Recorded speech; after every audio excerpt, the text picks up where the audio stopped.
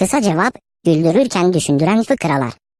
Binlerce yıl önce Yunan halkı ayrı şehir devletleri halinde yaşıyordu. Yunanistan'ın kuzey kesimini oluşturan Makedonya kralı Filip ise bütün Yunanistan'ı kendi liderliğinde toplamak istiyordu. Bu yüzden büyük bir ordu toplandı ve kendi krallığını kabul ettirene kadar diğer şehir devletleri ile savaştı.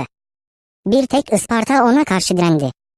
Ispartalılar, Yunanistan'ın Lakonya adı verilen güney kısmında yaşıyorlardı. Bu yüzden kendilerine Lakonyalılar da denirdi. Lakonyalılar sade yaşantıları ve cesaretleriyle tanınırlardı. Ayrıca az ve öz konuşmaları ve kullandıkları kelimeleri dikkatlice seçmeleriyle Filip bütün Yunanistan'ı ele geçirmek için Ispartalıların hakimiyeti altına alması gerektiğinin farkındaydı.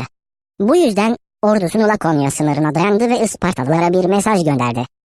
Eğer hemen teslim olmazsanız ülkenizi işgal ederim. Ve eğer işgal edersem sahip olduğunuz her şeyi yağmalayıp yakarım. Ve Lakonya'ya girersem büyük şehriniz yerle bir ederim.